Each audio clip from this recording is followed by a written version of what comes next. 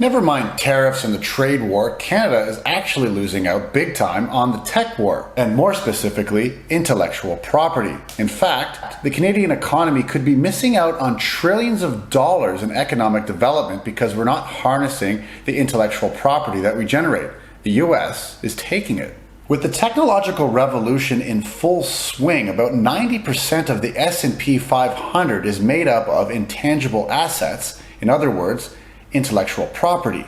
That means most of the largest 500 companies in the United States rely on intangible assets.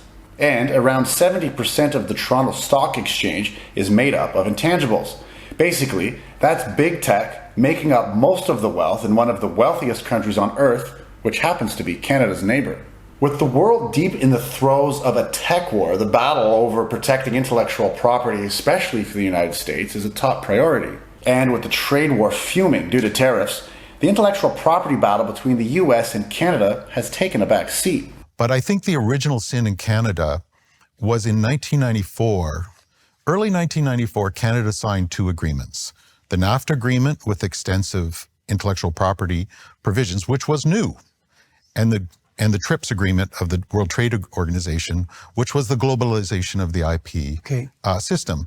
But what's interesting is domestically in Canada, later that year, they published a book called the Orange Book. Who's they?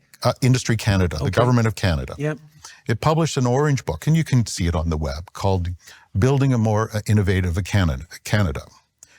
And this is 6 months after we signed these two treaties. And they talk about innovation is all about jobs. Yep. And they make no reference to the two IP treaties that were the underpinning of innovation that they signed earlier that year. Right. So the revolution occurred, but it didn't have any follow-up consequences for the reconceptualization of Canada's economy. They didn't know what a revolution had occurred. This guy is one of the former CEOs of BlackBerry, which if you're older, you'll remember, helped revolutionize the smartphone with instant messaging. That's, of course, until the American company Apple wiped the floor with them, and due to some mistakes also by BlackBerry, took over the smartphone revolution. But his point is clear. Canada has potentially lost out on trillions of dollars in economic development because we haven't harnessed our IP like we should have been. The spillovers in the tech industry operate exactly opposite.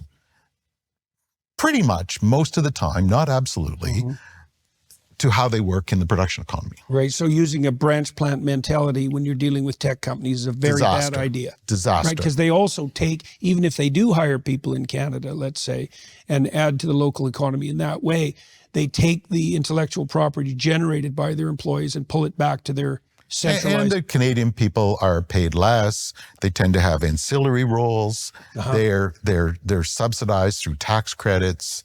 And yet all the true wealth effects, and if they're really strong and talented, they tend to get moved to the US and never come back. So that's a hoovering structure there.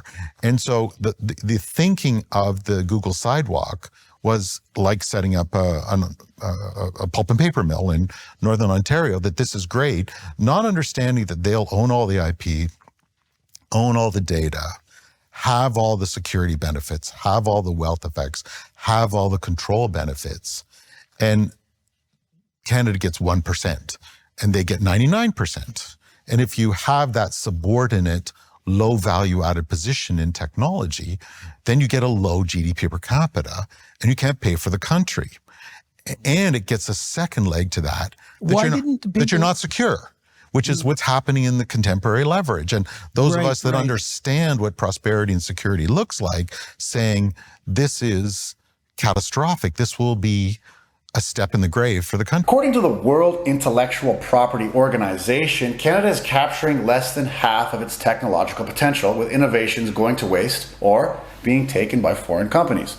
The Canadian government also spends billions on supporting tech-based research, but that seems to be going to the US.